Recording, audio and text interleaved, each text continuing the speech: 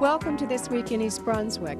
East Brunswick High School is in the news again this week with a sneak preview of the Crucible, which will run next week. Red Book magazine announced that East Brunswick High School is one of the best in the nation, and will review the Lady Bears' overall winning season. In other news, District 18 lawmakers met with area mayors to discuss state-mandate, state pay legislation. And Dolly Vasta introduces a new regular feature called Your Pet Doctor. Local veterinarian Brian Johnson and his friend Holly join her for discussion about heartworm prevention. This and more tonight, including information about the Friends of the Library recent book sale and a summary of the Town Council meeting held Monday night. But first, here's a rundown of programming next week on Channel 8. Monday morning at 10, Lenore Kulik shows how to create strong stomach muscles and a flexible back. That's on Look Great, Feel Great. On Wednesday, Lenore focuses on stepping and toning, and on Saturday, she talks about the benefits of using light weights in your workout. Stories about farm animals are featured on Stories from the Library Monday at 10:30. Tuesday night programming focuses on money. At 7, Stuart Davis looks into investing in Mount Laurel housing on Real Estate Quarterly. At 7:30, Paul Hansen discusses financial investments for the future on You and Your Money.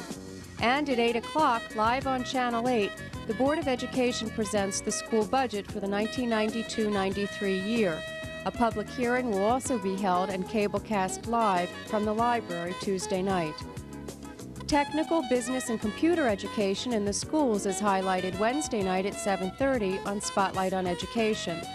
And at 8 o'clock, Laura Ivan examines TV viewing habits of teens on 18 Growing Up in East Brunswick. On Thursday night, This Week in East Brunswick returns at 7 and 8. And at 7:30, Steve Sackman finds out about transcendental meditation on Let's Talk Health. Check the Community Bulletin Board for recasts and announcements of local events. Say witch hunt and everyone knows what you mean. In part, that's because of Arthur Miller's The Crucible. The play will be presented by the high school's drama club next week. The story is loosely based on accounts of the Salem witch trials of the 17th century, but also deals with the 20th century witch hunt conducted by McCarthy and the House Committee on Un-American Activities. This tale of personal conscience at odds with social authority rings true anywhere, anytime that individuals take a stand against the powers that be. High school drama teacher Ginger Jones said The Crucible was chosen because both the sophomore and junior classes have read the play, and because the drama club wanted to produce something popular enough to draw large crowds. The play opens in a bedroom in the house of Reverend Paris. Several Salem girls have taken ill, including the Reverend's daughter Betty, and witchcraft is suspected as the cause. It is a providence the thing is out now. It is a providence. What's that, sir? What's it? Why, look, her eyes is closed. Look, you Anne. Why, that's strange. Ours is open. Your little Ruth is sick? I'd not call it sick. The devil's touch is heavier than sick. It's death driving into them, horn and hoot. Pray not. Why, how does she ail? She ails as she must. She never waked this morning, but she walks, and her eyes open, and she sees not, hears not, and cannot eat. Her soul is taken surely. They say you sent for Reverend Hale of Beverly? A precaution only. He has much experience. He has indeed found a witch in Beverly last year. You remember that. They only thought that we're a witch, and I'm quite certain there'd be no element of witchcraft here. No element of witchcraft. Now look you, Mr. Paris. Thomas, I pray you, leap not to witchcraft. I know that you least of all, would wish so disastrous a charge laid upon me. We cannot leap to witchcraft. They'll have me out of Salem for such corruption in my house. Mr. Paris, I have taken your part in all contention here, and I would continue, but I can't if you keep holding back in this. There are hurtful, vengeful spirits laying hands on these children. But Thomas, you can't And tell Mr. Paris what you have done.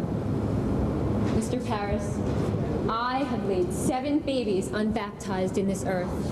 Believe me, sir, you never saw more hardy babies. And yet, each night, they would wither in my arms on the very night of their birth. I have spoke nothing, but my heart has clamored intimations. And this year, my Ruth, my only, I felt her going strange as if some sucking mouth were pulling on her life. Betty, wake up now. It's Abigail. I'll beat you, Betty!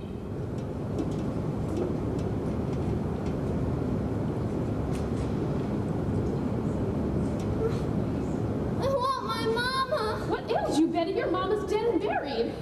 I'll fly to Mama. Let me fly. Betty, I told him everything. He knows everything we did. Blood, Abby. You drank blood. You will never say that again. You will never.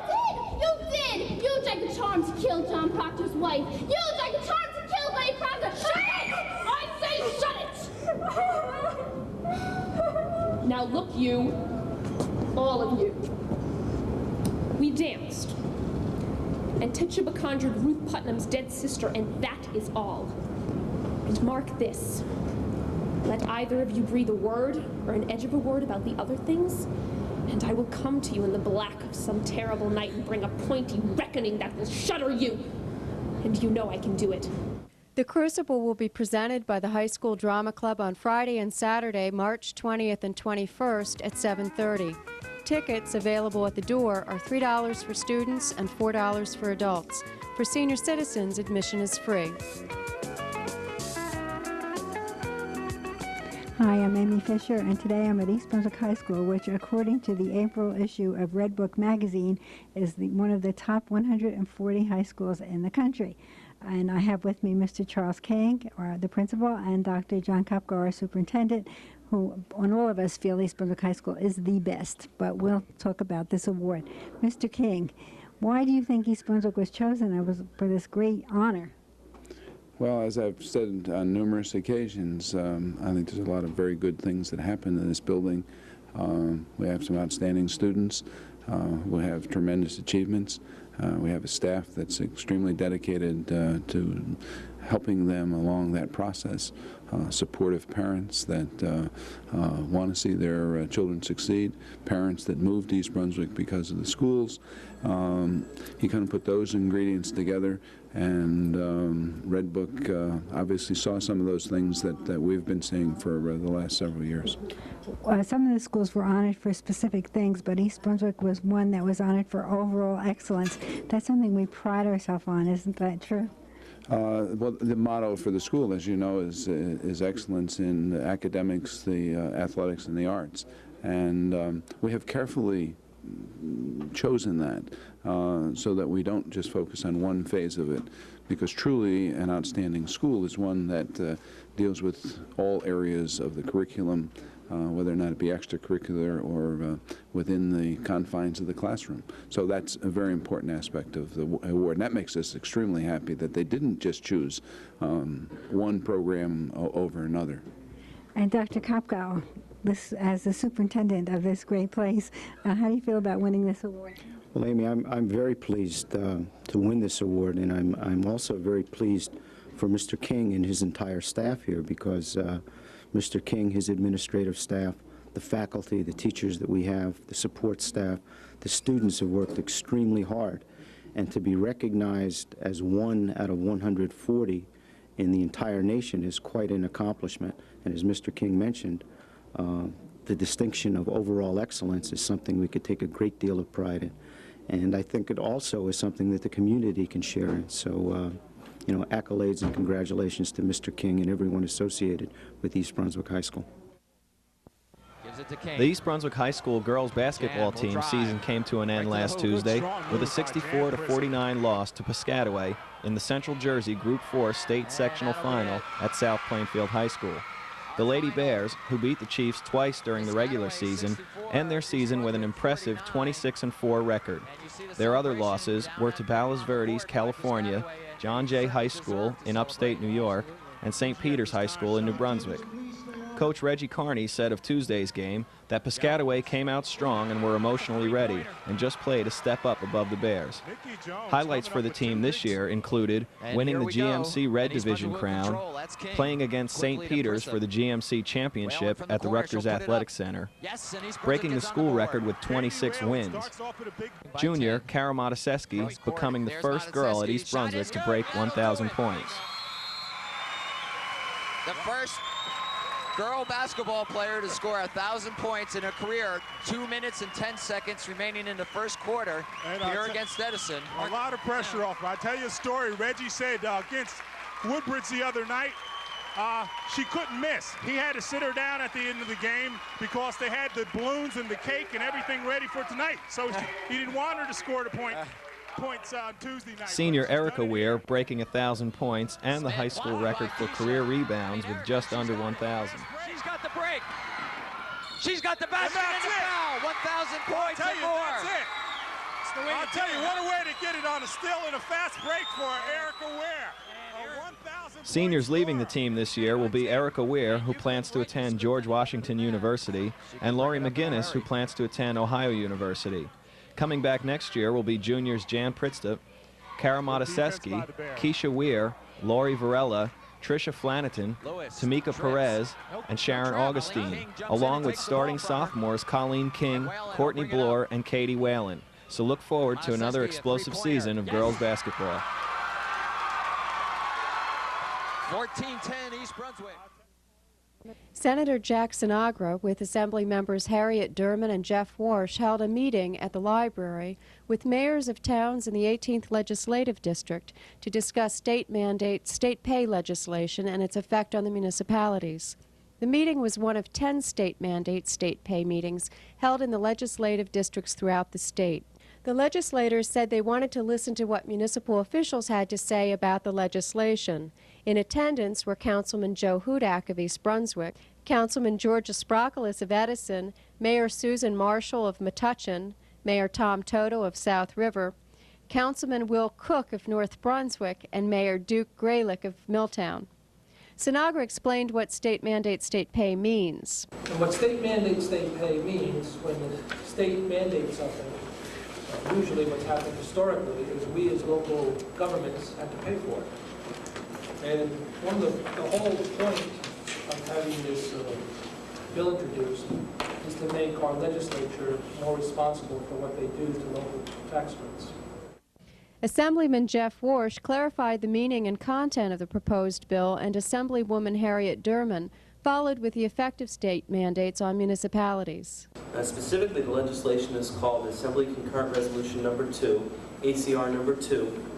What it will provide for is it establishes a constitutional amendment that would be on the ballot in time for this year in November that would require voter approval prior to its becoming effective. The bill does a few things.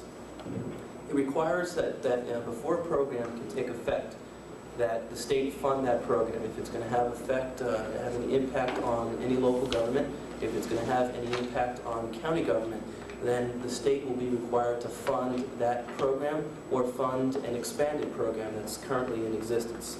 This will prevent the legislature from acting in a vacuum without regard to the financial consequences that happen to a municipality and the devastating effect that their action can have on property tax rates. It will allow certainty to be part of the fiscal planning for municipalities. Several current state mandates were brought up as concerns by the mayors and representatives in attendance. Recycling and education topped the list in every municipality. Most present agreed that state mandates in these areas need to be funded with more state money. Mayor Duke Graylick of Milltown summed up the concerns of area municipalities. The time is long overdue to eliminate the practice of state fund mandating and the local government assuming the fiscal burden, which falls directly on the backs of our already overburdened taxpayers. It is the local government who must face the reality of either raising taxes or reducing vital services.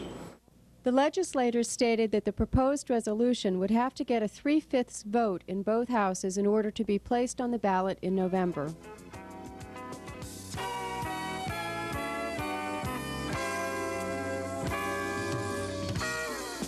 Hi, I'm Dolly Baxter with a brand new spot on This Week in East Brunswick called Your Pet Doctor. And my co-host for this will be Dr. Brian Johnson of East Brunswick. Now, you introduce your friend. Well, this is Holly. This is one of my dogs, one of several. And she's going to join us today so that we can hopefully answer some questions, and we'll use her as an example. For heartworm. For heartworms. That's right. Well, why don't we go into why do you have to have a dog checked every year for heartworm? Okay, with heartworms, the actual worm is 14 to 18 inches long. Now that's a big worm. It's actually bigger than she is. And if when they get these worms, they don't get them singularly. They get them in large numbers, 10, 20, 50, 100, and they will clog up the arteries and veins and to get into the heart. Now, the way you detect them is to detect the microfilaria, or baby heartworm. This circulates in the blood, and a dog even this small could have 1 to 5 million of these baby heartworms. Well, how do you prevent this? Well, heartworm medication will actually stop the worm from developing. And the reason that you have to test them every year is if a dog has heartworms and you have many of these little small worms called microfilaria, they will all be killed instantly by the heartworm preventative, clog up the arteries, and the dog will usually die within 1 to 4 hours. So it's imperative that a dog be tested prior to administration of your heartworm preventative. Well, there's so many, not different kinds, but usages. Now, I use with our Duff the everyday, and I know there is also the one that you use just during the season, and some only use it once a month. Which one do you prefer? My personal preference is an edible form that protects, well, see, I'm Scotch on both sides. And if I'm going to spend $1, I want my best value. The one that I use is an everyday form, and it protects not only against heartworms, but the intestinal parasites, hookworms, roundworms, and whipworms. If your primary concern is just heartworms, then there are several other forms, the once a month, the tablet, the liquid. So it's a matter of what's right for you, what do you want to get out of it. Okay, now this, I have another question for you, and you and I often argue about this. If you give the dog, every single day of the year, why do you have to have it tested then? Because you've never skipped any time. 2 good reasons. I knew you'd come up with something. Of course. Number one, we're required to do so according to the manufacturer's directions, which is the law. That's probably the bottom line. The other thing is, last year we did have 2 dogs out of about 4,000 or 5,000 that tested positive after the owner said they were giving the heartworm preventative. What it was, one dog was actually in a kennel, and for some reason crossed up communications. The dog did not get its medication. Takes a 3-day envelope during which the worm can mature into the form that is no longer prevented with the medication. If even in a dog like this, it was sick, it started vomiting, had an intestinal upset, and it went through it too fast, the normal passage time of food in a dog of this nature is 18 hours. But when they're sick, it could be as little as 2. Now, during this time, the medicine will not be absorbed to the level necessary to kill it. And again, there's only a 3-day envelope that will protect the dog. If it gets by that and gets to the heart, the heartworm preventative will no longer be of any value. And you know what happens when we give heartworm preventative to a dog that has heartworms. That's it. They die. Okay, so now we know quite a bit about heartworm. Hopefully everyone will have their dogs tested. Now, hopefully you have enjoyed what you have heard and seen. Join us again next week. In the meantime, take care. The 18th Annual Friends of the Library's book sale is history and made history as the most successful sale ever. Friends President Hope Mulberg said the sale was overwhelmingly successful and better than anyone ever expected. Mulberg attributes this success to the hundreds of people who come every year and spread the word about it. Held each year at the Brunswick Square Mall, the book sale attracts people from all over the East Coast. One man came from central Pennsylvania, while another couple came from Long Island, and others traveled from Westchester County, New York. Mulberg mentioned that people really look forward to the book sale every year. The first person in line arrived at 2 in the afternoon on opening day to ensure her spot at the sale. Proceeds from the sale will go toward helping the library in purchasing equipment and supplementing collections. The Friends have already purchased several items for the library, including a Macintosh computer, the Compton's Multimedia Encyclopedia, the video games cartridge collection, and much more. If you're interested in becoming a member of the Friends of the Library, you can contact Friends President Hope Mulberg at 238-3862. Or if you have questions about the book sale or any other library events, call the library at 390-6761. Presenting the colors at the March 9th Town Council meeting was Brownie Troop 1362. The Brownies from Frost Elementary School were accompanied by leaders Maureen Galliot, Joanne Zangrardo, and Gail Tannenbaum. In honor of Mental Retardation Month, Mayor Ira Skowski issued a proclamation dedicated to mentally disabled persons in the nation. Mental retardation is a condition which affects 6 million American adults and children and their families, said the mayor. Our awareness and understanding can help them to function more independently and lead productive lives. Terry Young, representing Raritan Valley chapter of the Association for Retarded Citizens, was present to accept the proclamation. In other business, Lou Neely, Township Director of Finance, explained that residents would not be experiencing a property tax increase in 1992. Additionally, the $32 million budget submitted by the mayor does require a cut in services, he said. The tax base, the real property tax base within the community, has shrunk as a result of the recession and tax appeals and declining values by $25 million. Therefore, it would appear that if the base has shrunk and the rate is going up, that property taxes would be higher. But just the opposite. The budget that the mayor has submitted results in a property tax reduction of $94,000 in 1992. The demand upon all of the homeowners, the businesses within the community, will have less demand for municipal property taxes in 1992 than it did in 1991 by $94,000. That is accomplished because of miscellaneous revenues, which part of are considered state aid, and other fees, permits, interest income, and revenues which we have generated based upon the management of the past 5 years. Those revenues have been applied to the budget, coupled with the property tax, and they have resulted in a lower property tax by $94,000, or at 2.89%. Following later in the meeting, Council President David Zarnowski reopened the public portion for discussions about Councilman Irving Sporn's participation via speaker box while he recovers from surgery. Of the many residents who came forward, one theme was constant.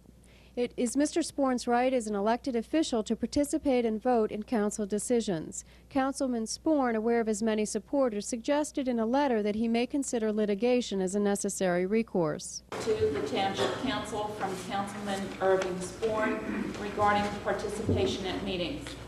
It is unfortunate that my request to the Municipal Council to be accorded the same courtesy that was granted without objection to then Councilman William Kirk in 1989 has resulted in what is rapidly becoming a divisive public issue.